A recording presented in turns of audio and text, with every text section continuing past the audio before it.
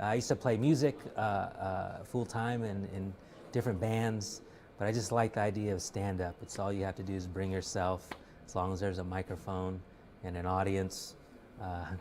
It's really good.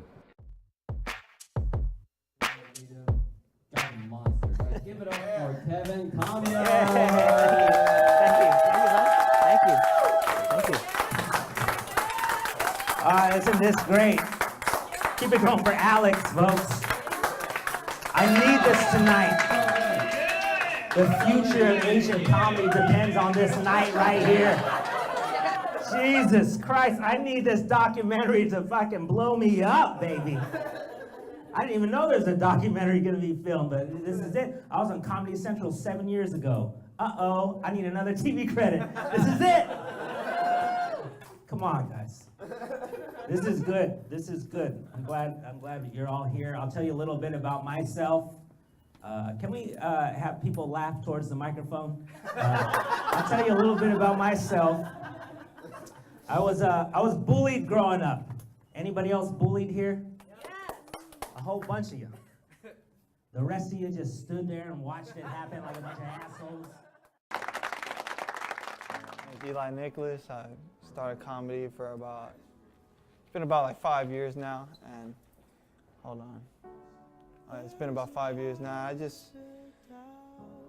don't know what, like it's kind of a weird path because I was always a dude that was kind of nervous when I was younger. You know, in school I was never the dude that was like really good at doing speeches and stuff, but I always liked making people laugh, so I kind of just, I guess, gravitated towards, I don't know, this industry. And I didn't know there was comedy clubs, and my friend took me to the Irvine Improv, and I was like, oh my God, like that's cool, man, we have comedy clubs. I thought everyone that does comedy was just on TV and stuff, so yeah. After that, I went there, and I used to go to the Laugh Factory every Sunday just to watch and kind of, you know, just study how they did it. And after about couple months, you know, I started writing my own stuff, and I did a little open mic in Long Beach, and I brought 40, like almost like 40 people. It was like my friends, like high school friends, family, everything, packed out a little coffee shop, and I was just so nervous.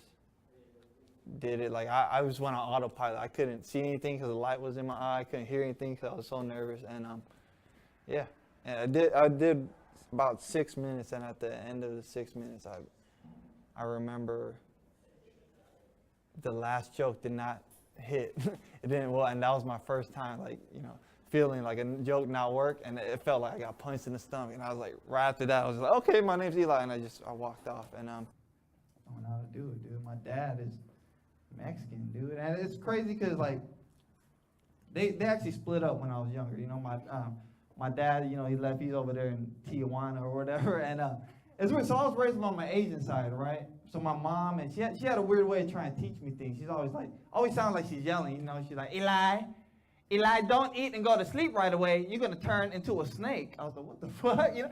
That was crazy, right? Because she didn't want me to get a stomach ache. So I was like, okay, like I thought only Asian kids knew about that. I was like, man, like I remember I was a little kid and I was sleeping at my friend's house, and he was pissing me off. So what I did was, I ate dinner real quick, and I slept in his bed. I was like, you know, I'm gonna bite your ass when I wake up.